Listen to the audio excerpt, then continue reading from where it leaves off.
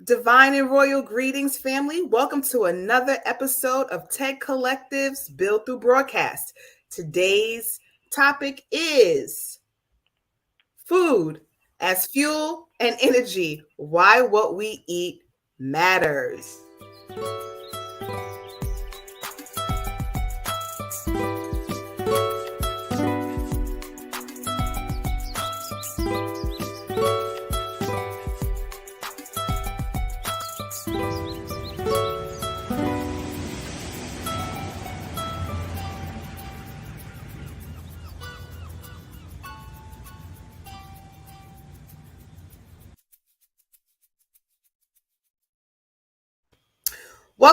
Welcome back. I am Shayola Benta, Coach Shayola Benta, along with Coach Shantae Wilkerson and Coach LaRae Funderburg. We are in the house. So today, again, our topic is food as fuel and energy, why what we eat matters. First of all, I would like to say we look fly, each and every one of us. There was no coordination, but we are here for all of the look. So I would just like to say that Coach Shantae has been on it as it relates to topics and things that we can discuss. So I will pass it over to you, Coach Shantae. Why did you choose this particular topic? Well, Coach Shayola and Coach LaRae. Oh, and Coach Oh, hey, Farasha. Hey, girl. Coach So today's Greetings. subject, hey. I chose it because I have been reading a lot. Um, One of my favorite things about where my life is right now is that I have the mental space and capacity and the desire to read and study every single day. So I'm always reading, studying, learning something. And this book right here is going to come up several more times over the course of life because it has so much amazing information in it. Like my mind was just expanding every time I turned the page because this really breaks down a lot of different subjects. And I'll just go through a couple of the chapters. The cause of disease, toxic overload. If it's not a whole food, it's a toxin. You have to be a scientist and nutritionist just to read food labels. The toxins accumulate. That's in one chapter.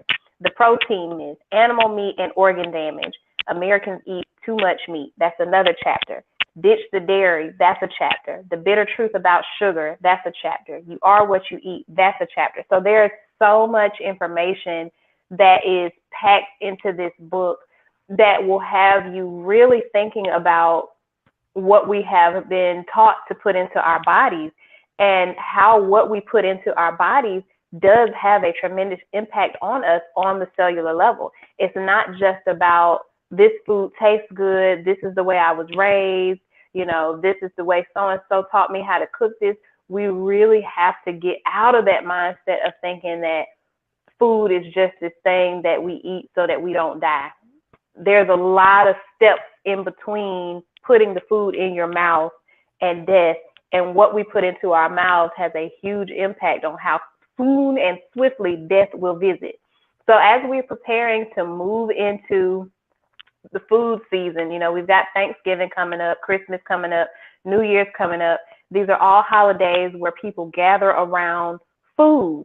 And I would definitely charge each and every person, no matter what your dietary preference is, if you're still standard American diet and you've got plans for, turkey and ham and all that kind of stuff, figure out a way to put something green on your table that does not have any flesh, no extra sugar, no nothing in it.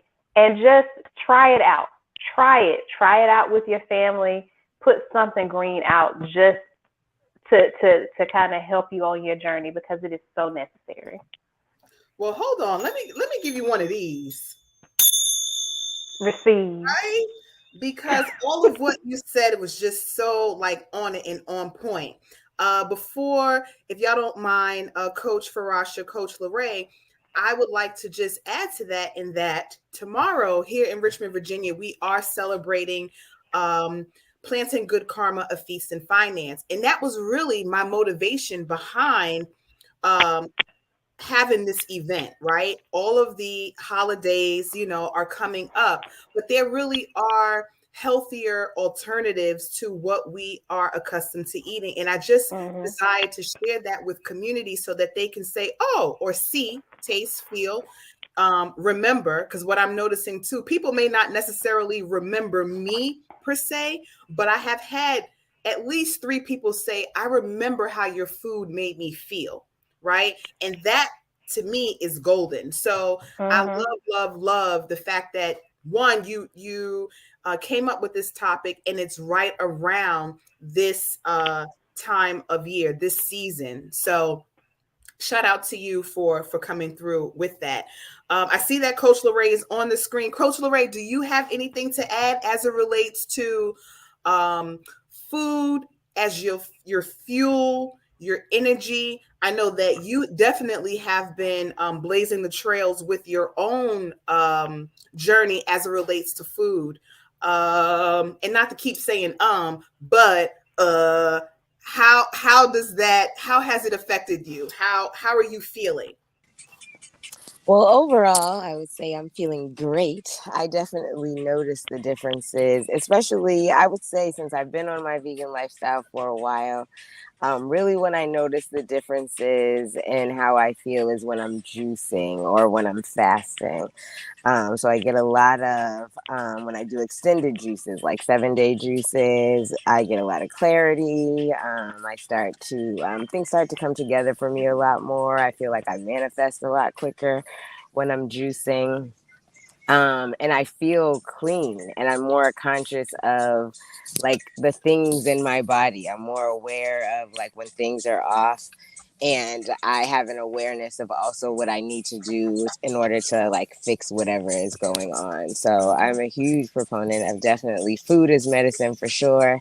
I haven't gotten into vegetation as education yet, but we have definitely been reading the African Holistic Health book, which is, ma'am, everything. I'm like, I've been telling people about it. I'm like, we haven't even gotten into it yet, but this book so far has just been like amazing. But yeah, even so, I'm having a little sickness right now, and it's because I was on vacation for like 5 days, and I was away from all of my things, and I was in Mexico, and apparently vegan is not a thing there yet. So there, I was like struggling to eat the entire time I was. They didn't even have any avocados, which I was like, "What is this? How do you not have avocado?" I was like, "This is insane." But when I say struggling to eat, and it was so funny because I was like, there must be a consensus about that, because everybody that I told I was there, they were like, well, what were you eating? And I'm like, oh, maybe it is a thing that vegans in Mexico don't mix. And so I was like, I remember one day I had to make a sandwich with like pickles, some carrots. Can you be quiet a little?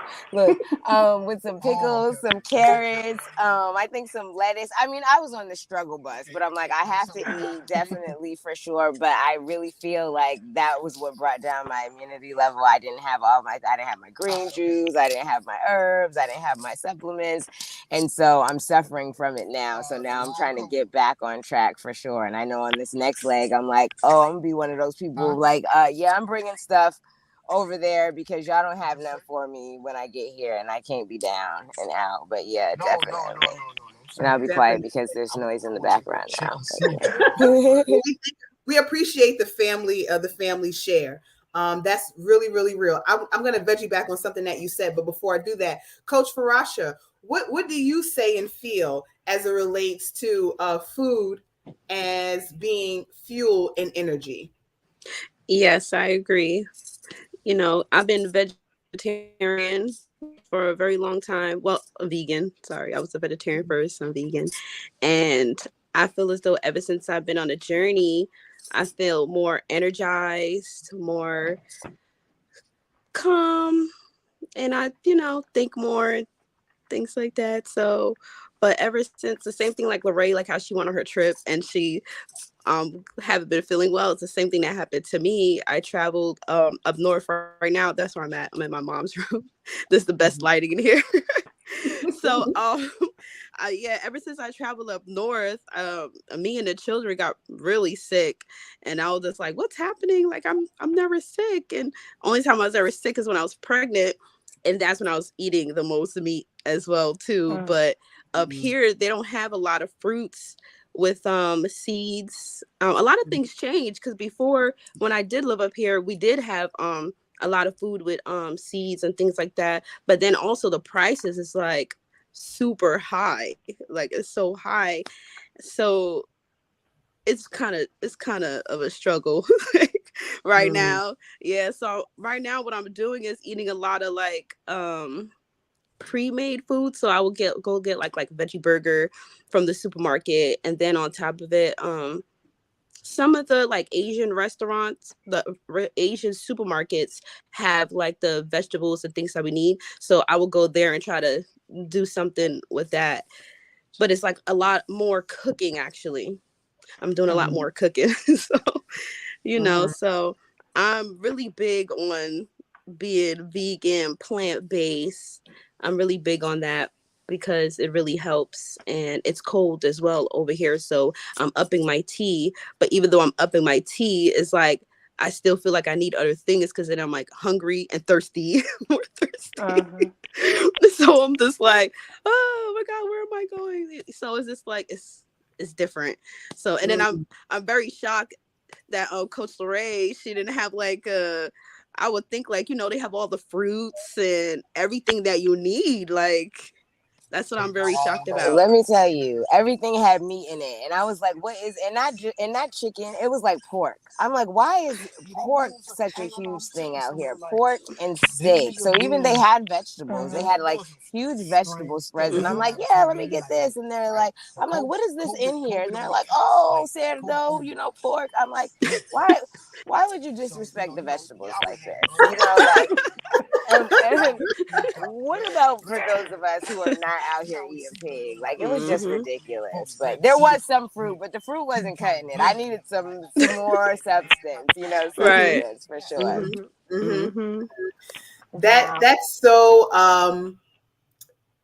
yeah, I remember one time I was in Florida, and I wasn't very versed on like Cuban life, and I didn't know that like pork is really a thing in Cuba. And I went to a restaurant, and I was just like making sure. I had just started my journey, and I was making sure like, what's in this, and oh, it's this and it's that. And the plate came, and all of a sudden my mouth started to like itch, if you will. It was just this weird vibe, and then my nose started to itch, and I'm like, wait, what did you say is in here? So the waitress was like, oh, it's pork and da da da da. And I'm like, wait, did you just say it's pork in here?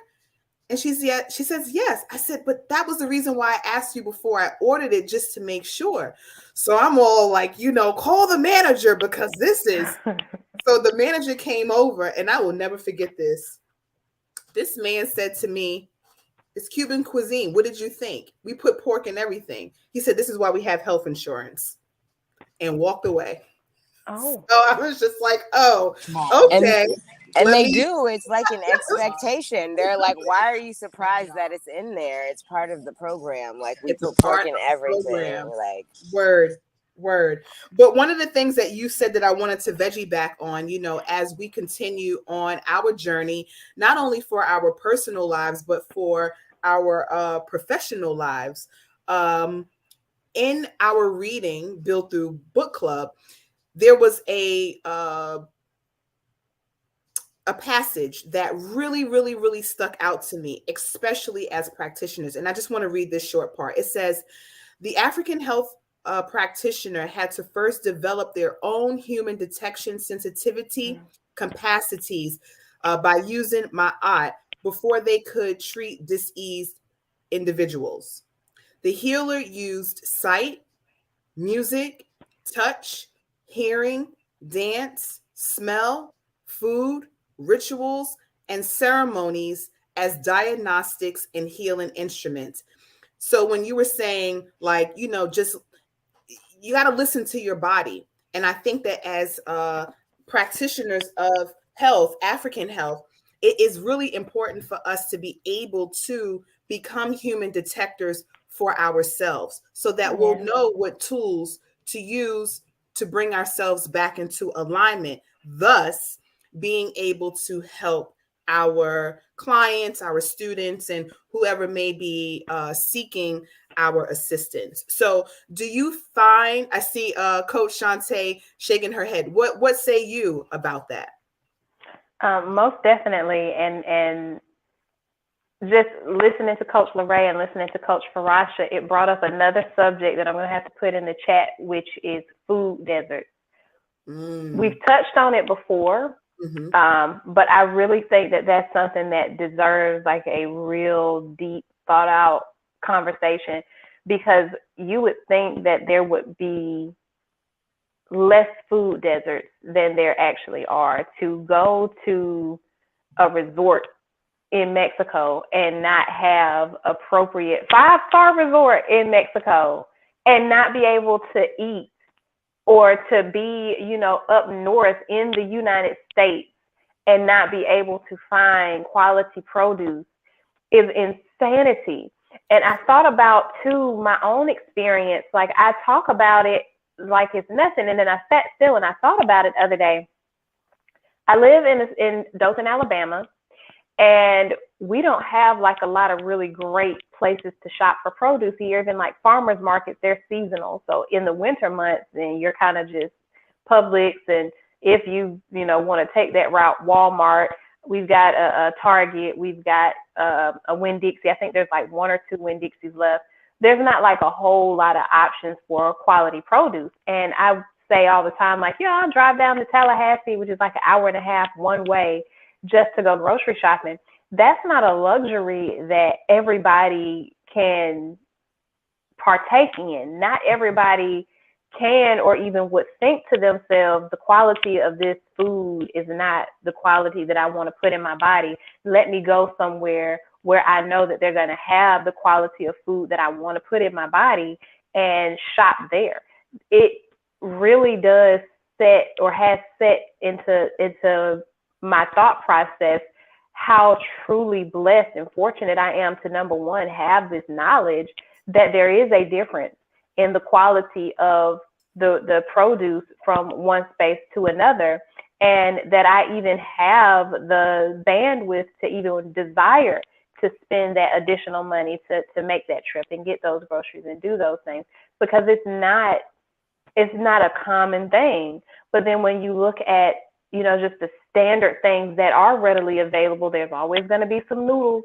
There's always going to be, some Spam. There's always going to be some Vienna sausages. There's always going to, all of those different little things that you hear people talk about, the struggle meals and all this other kind of stuff, the bread that has 15 ingredients, and you can sit it on the counter for like a year and it just starts getting hard and moldy around month 11. Like, we look at these things and this is what is available in mass for everybody to get.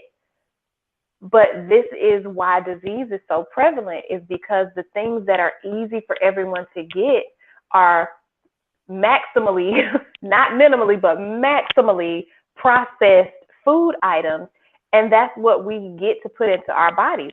So when we put these things into our bodies, they get broken down into their cellular structures.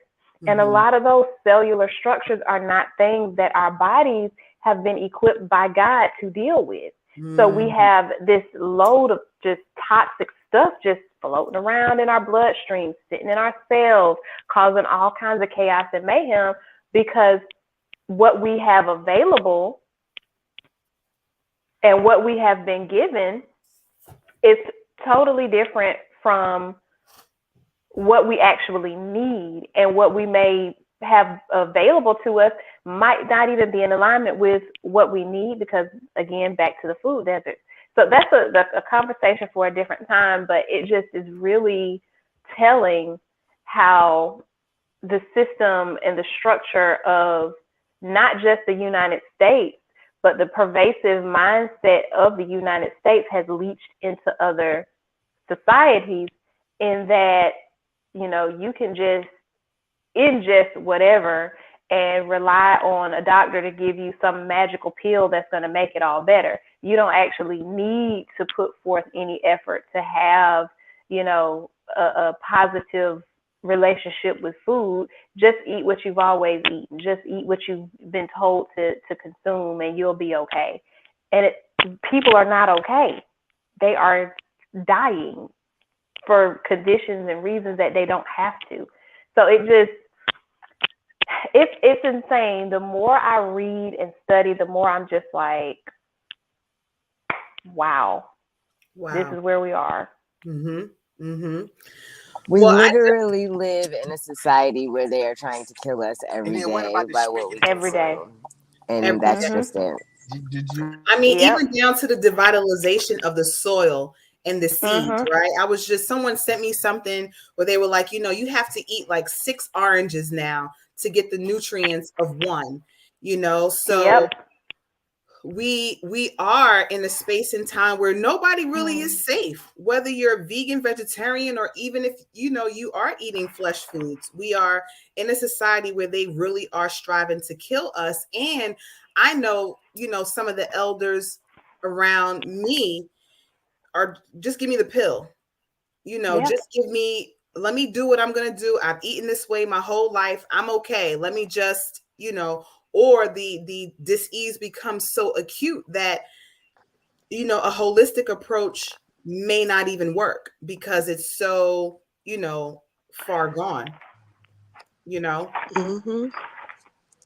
One of the things that you did say, Coach Shante, was the foods that we are eating are not equipped by God. And what I love about that statement is, sometimes in the plant-based community, we may get a little slack because people are like, well, you're killing the plants and, taking them in. It's the same thing. It really is not, right? Because the plants are of nature and we have similar DNA. So the molecular structure can recognize those things and use it as nourishment, do what it needs to do, and pass on by. Now, even if your culture is one that flesh foods is a part of it, you're not just callously taking in all of this flesh from animals that are diseased, that are tormented, that are living a life of complete disgust, and then you in turn take in all of that energy. That's a different type of vibration, but the body does not recognize the foods that are actually made in a plant. It doesn't recognize processed foods. So it sits in the body and then it turns into dis-ease. It turns into cellulite. It turns into other things because the body doesn't know what to do with it. Yet the plant, naturally grown, the body knows exactly what to do with it because it recognizes, like real recognizes real. So it's going to do what it needs to do. But I thought that was a very, very valid point. That certain things the body just does not recognize. And if it doesn't pass through once it's finished nourishing, it's just going to stick around. And the longer it sticks around, the easier it comes to break down your immunity, the easier it is for you to now become diseased. So, but what were you going to, I could see you like the wheels turning, Coach Shante. What were you going to add? A bunch of different things, but this is what I wanted to really hone in on. There was a statement that you made that in regards to using holistic measures to heal after you have gotten really, really ill. So the thing about our bodies is what we eat that does not pass through an elimination system, whether it is the lymphatic system or the digestive system, whatever elimination system that particular toxin needs to be released through, if that system is overloaded with toxins, if we are not having full regular bowel movements and regularly cleansing the colon with some type of enema or colonic, there is a increased risk of us retaining unnecessary toxins within the body.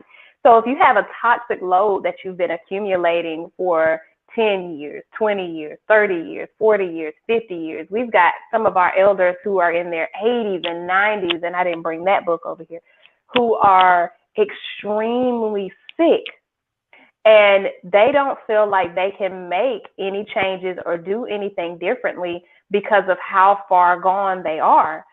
But when you step back and look at the food that you're putting into your body, when you change just that part, when you make the commitment to stop eating meat, to cut out sugar, to do certain things, to cook more, or to prepare better options, to plan whatever it is that's going to help you get to that space where you change your food, that's going to have a tremendous impact.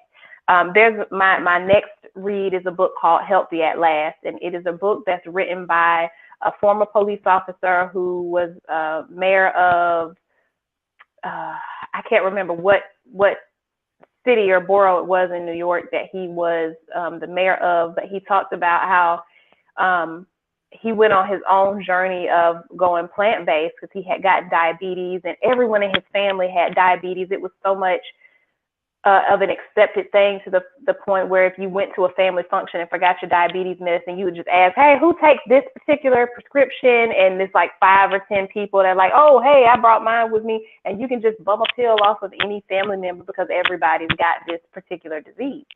So he said that his mother was 84 at the time. She had been diagnosed with diabetes. She had all kinds of health issues. And just simply by changing her diet, changing the food that she ate, he just started preparing meals and sending them over to her house.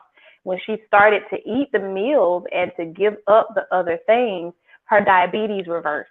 Mm-hmm. And she was no longer on that medication. She had been on that medication for decades. Mm-hmm. And just in the course of changing her diet, she was able to reverse some of the conditions. Now, I also add in, it's extremely important to remember that changing your diet is extremely important, but again, we have to look at our elimination system. So that's where the benefit of a detox comes in handy. But you want to make sure that you're detoxing with trained professionals, which is, where the Emerald Green Collective comes in, who can assist you with nourishing your body properly, observing any kind of fasting crises you may find yourself in, and helping you to navigate so that you can come out of the other side and receive the benefits of the detox and of the food. Because even when you change your diet, if your elimination systems are not working properly, you're not going to be able to properly absorb the nutrients in the food that you're eating. So it really is a process that does require a bit of education and a bit of guidance.